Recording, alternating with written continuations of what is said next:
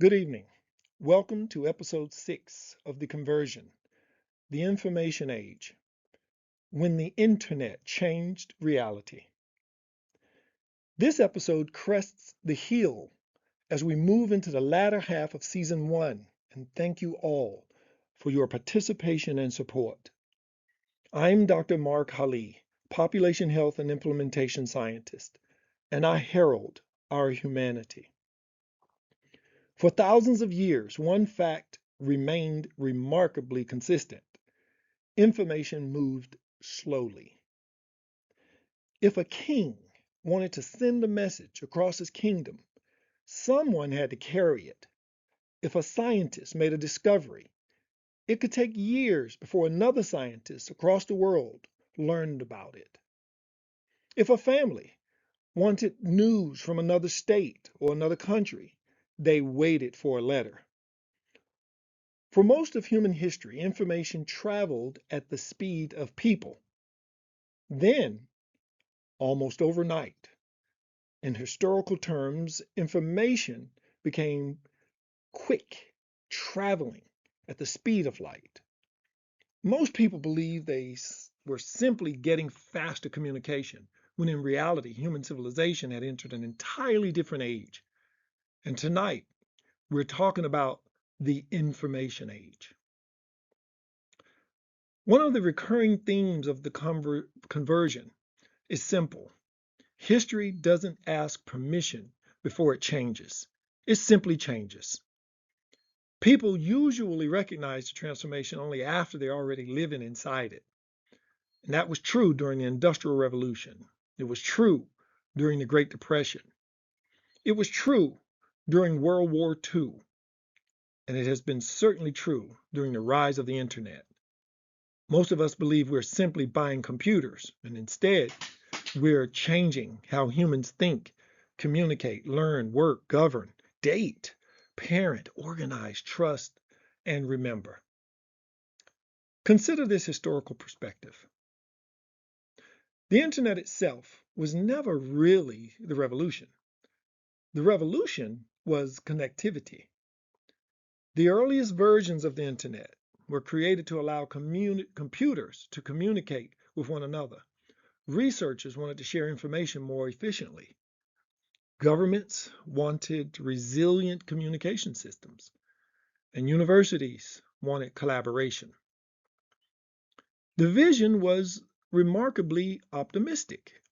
Knowledge could be shared, ideas could move freely, distance would matter less, innovation can happen faster. Few imagined that within one generation, billions of people would carry more computing power inside their pocket than existed in entire research centers only decades earlier. Entire industries disappeared. Others were born. Travel agents, video rental stores, printed encyclopedias, classified advertisement, photo development, music stores, newspapers. You get the point. They weren't merely disrupted. Many simply ceased to exist. Oh, I have such fond memories of blockbusters. I have fond memories of the library card catalog and the fun in shaking an image until that magic revealed a picture. Entire careers changed because information itself changed. Now, here's a brief human response analysis. Whenever technology changes, human behavior changes with it. Some people adapt immediately, and others resist. Some people became entrepreneurs. Others lost careers they expected to keep forever. The internet didn't create human curiosity, it amplified it. While it didn't invent misinformation, it accelerated it. It didn't create loneliness, but it fundamentally changed how we define relationships. For the first time in history, people could have thousands of quote unquote friends while spending evenings alone. Communities became digital, identity became digital, reputation became digital. Business became digital. Politics became digital. Even grief became digital. Human life itself was quietly migrating onto screens. And why is this? Why were we so vulnerable, so willing to give up our privacy and embrace this convenience? And was it a fair trade? I walked us through this intentionally, of course, because I wanted to be yet another record of just some of the things we left behind, some of the things we may not have considered as well. So I want to ask, was there some things we should have protected? So in the modern parallel here is today we often talk about artificial intelligence as though it suddenly appeared. It didn't. Artificial intelligence is standing on a foundation built by the information age. Before AI could learn, humans had to digitize everything. Books became digital. Pictures became digital. I've shared this. Music, medical records, etc., business records. We digitized everything. The internet wasn't simply connecting computers. It was connecting humanity's collective memory. And in fact, I dare say, it was conquering. Once knowledge became digital, machines could begin learning from it. And in many ways, artificial intelligence is not the beginning of a revolution, it's the next chapter in one. I remember when a road atlas sat in the glove compartment of the car, when libraries were our search engines, and when calling someone meant they had to be at home to answer the phone. And those weren't better times. They weren't necessarily preferred times, but they were different times. Every generation experienced change. We've talked about this. Our responsibility isn't to resist it blindly or embrace it uncritically. It is to monitor how it's shaping us, observe it.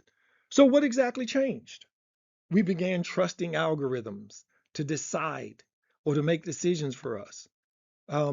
We stopped memorizing phone numbers, right? Because our device remembered them for us. We navigated using satellites instead of neighborhoods. We purchased products without meeting another human being. Children learn from screens today. Before classrooms, families gather together while each person is looking at a different device. Attention has become one of the world's most valuable economic resources, and information has become a commodity, and perhaps the most important. Truth. Truth became more difficult to recognize because almost anyone could publish, or should I say, post. The internet democratized information. It also democratized confusion. So, what should we do now? As always, panic is not a strategy, neither is nostalgia. The goal is not to return to a world without the internet. That world no longer exists. Can't even run back to it. Instead, we must become more intentional, learn technology without surrendering our judgment to it. Use digital tools, but preserve real relationships. Consume information, but verify it. Many of us know right now that AI cannot be trusted. Look how it has upended our complete society, from our education systems, banking, financial systems, etc. Many people who use it frequently understand some of the limitations. They are beginning to rise to the top. No, AI cannot be trusted, but it is a very useful tool.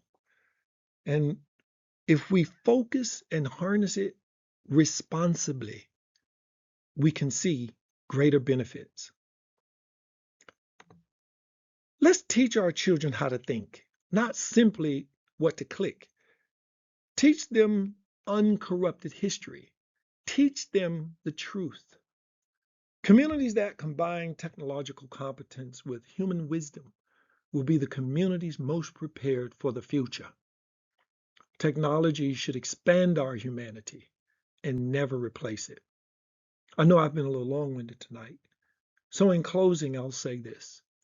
History has shown us something remarkable. Every great technological advance creates extraordinary opportunity, and it also creates extraordinary responsibility. The information age gave humanity access to nearly all recorded knowledge. And I ask you to ponder that. How did that sound to you? All recorded knowledge. Surely by now we are aware of how empires altered history to suit their interests, narrative. Therefore, is it not, I should say, concerning that knowledge as we know it is organically corrupt. And this is what AI has to feed on while learning everything about you today. Some corrupt data and some new information from you. So a question to consider is, has wisdom grown in these spaces? Can our values show us the way through corruption? Because information alone has never saved civilization. Character has, community has, leadership has, and those qualities remain profoundly human. So tonight, I leave you with one more question. Has the internet made you more connected to humanity or simply more connected to information? Take some time this week to reflect on that, because next time we'll continue exploring how societies adapt when the world changes and how those lessons prepare us for the challenges still ahead. We'll be inserting more recommendations instead of leaving you to ponder questions. But until then, I remain one who heralds our humanity. Until next time.